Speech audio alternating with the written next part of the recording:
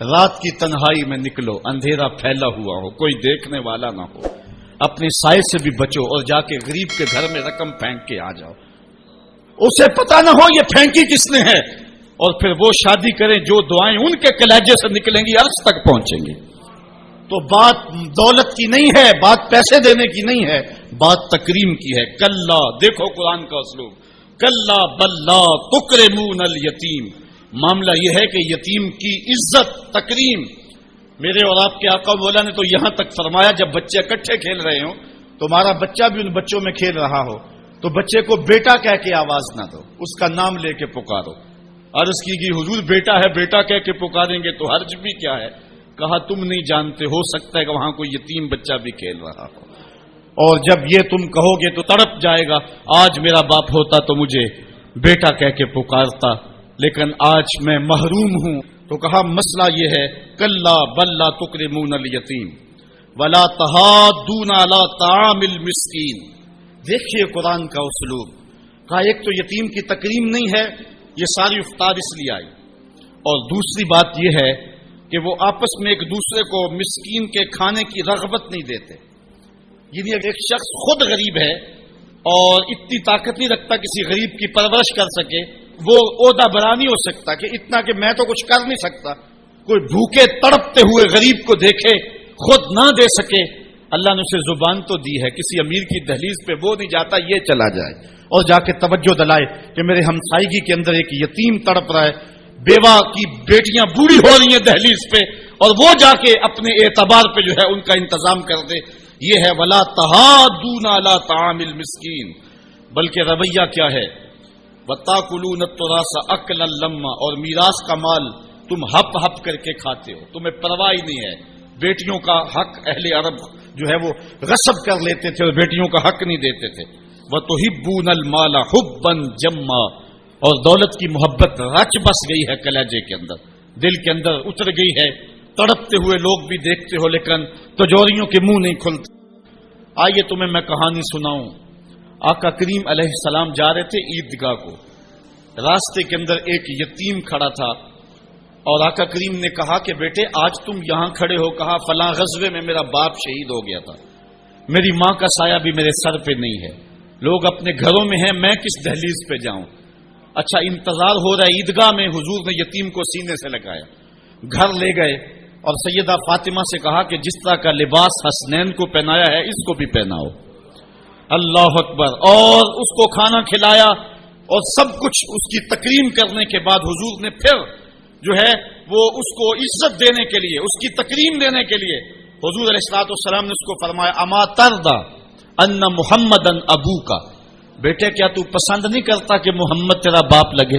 وہ عائشہ تا امو کا، اور عائشہ تیری ماں لگے، وہ فاطمہ بنت محمد اختوں کا، اور فاطمہ تیری باجی لگے۔ اس نے کہا یہ اعزاز مل جائے تو مجھے اور کیا چاہیے؟ تو کہا آج کے بعد یہ رشتے تیرے ہوئے۔ ایک انگلی سے حضور نے حسنین کو تھاما ہوا ہے اور دوسری انگلی سے اس یتیم بچے کو تھاما ہوا ہے۔ جب حضور عیدگاہ کی طرف بڑھ رہے ہیں تو اور بچے بھی اپنے ماں باپ کے ساتھ جا رہے ہیں، وہ بچہ زبان حال سے کہتا ہے تھا تو یتیم، آج یتیمی کا مزہ ہی نہیں آ گیا ہے کہ حضور کی انگلی تھام کے جا رہا ہوں۔ تو یتیم کی تکریم کا مسئلہ ہے، اس کو عزت نفس دینے کا مسئلہ ہے۔ یتیم کو لوگوں کے اندر کھڑا کر کے اس کو اعزاز دیتے ہو، وہ اعزاز نہیں ہے، وہ رسوائی ہے۔ مجھے ایک سال قبل ایک ایسی تقریب میں لوگ کھینچ کر کے لے گئے جہاں وہ آج کل اجتماعی شادیوں کا رواج ہے، تو میں بڑی معذرت کی، میرے لیے مشکل ہوگا کیونکہ مجھے اندازہ تھا اس تقریب کا، لیکن میں کبھی گیا نہیں تھا پہلے۔ تو میں جب اس تقریب میں پہنچا تو یقین جانے کہ 2 دن تک جو ہے وہ میں بے چین رہا ہوں۔ میں کہتا ہوں غریب سے غریب آدمی ہوتا ہے نا، اس کو معاشرے میں پروٹوکول اعزاز نہ بھی ملے تو شادی والے دن تو مہمان خصوصی وہی ہوتا ہے نا، اس دن تو سارے اس کے چہرے کو دیکھتے ہیں، لیکن ان دولوں کو بھی جو ہے وہ لائن پہ بٹھایا ہوا تھا اور اوپر مہمان خصوصی کوئی اور بیٹھے تھے۔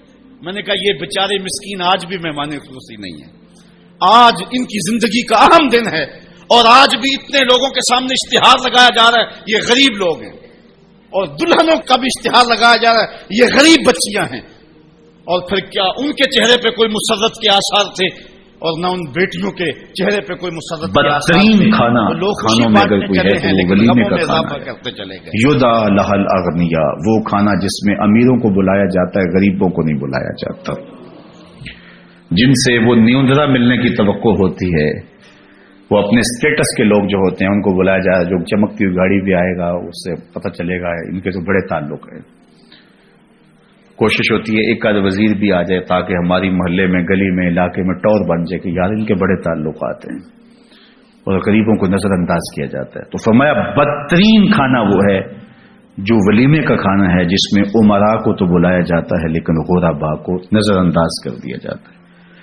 تو اگر فرض کرو کسی کے رشتہ داروں میں، ملنے والوں میں غرباء نہیں ہیں، تو پھر بھی وہ کچھ غرباء کو اسی پروٹوکول کے ساتھ، اسی عزت کے ساتھ کھانے میں، غرباء تو آ بھی جاتے ہیں شادیوں پہ لیکن ان کو رکھا جاتا ہے پیچھے، تم بیٹھو کھانا بچ گیا تو تمہیں دیں گے. اور پھر اس کے بعد جب کھانا بچ گیا تو پھر ان کو کہتے ہیں لے آؤ اپنے برتن، اس کے اندر ڈالتے جاتے ہیں. ساتھ جو تقسیم کرنے والا ہوتا ہے وہ جھڑکیاں بھی دے رہا ہوتا ہے، لائن سیدھی کرو، لائن سیدھی کرو، ایسے کرو، ایسے کرو. اور دوسری جانب وہ جو کھانے کے اوپر ویشیوں کی طرح ٹوٹ کے پڑتے ہیں ان کو کوئی نہیں کہتا، وہ معزز ہوئے نا. جب کھانا کھلتا ہے تو جو حملہ آور ہوتے ہیں اور ہوش بھی بھول جاتے ہیں، انہیں کبھی کسی نے کہا کہ یہ زیادتی کر رہے ہو، ان کا اسٹیٹس ہے میاں، وہ شان والے لوگ ہیں. اور ان کو جو لائن میں کھڑا کر کے تھوڑی سی لائن بھی ٹیڑھی ہو جائے تو ہم ڈنڈے مارنا شروع کر دیتے ہیں، یہ غریب لوگ ہیں. تو اس لیے ان کو تہذیب نہیں آتی، ان کا وہ عمل تہذیب ہی کہلائے گا. کہا بدترین کھانا وہ ہے جو ولیمے کا کھانا ہے، جس میں امراء کو تو بلایا جاتا ہے لیکن غرباء کو نہیں بلایا جاتا. ولیمہ سنت ہے، بارات سنت نہیں ہے، ولیمہ سنت ہے. تو اس لیے سنت ادا کرو، تم جتنا بھی خرچ کر لو گے تمہیں ثواب ہوگا، چونکہ یہ سنت میرے حضور کی ہے. اس لیے اس پر توجہ دیں. اللہ ہمیں اپنی شادیاں، اپنے بیاہ اور اپنی تقریبات شریعت بیضاء کی مطابقت میں کرنے کی توفیق دے.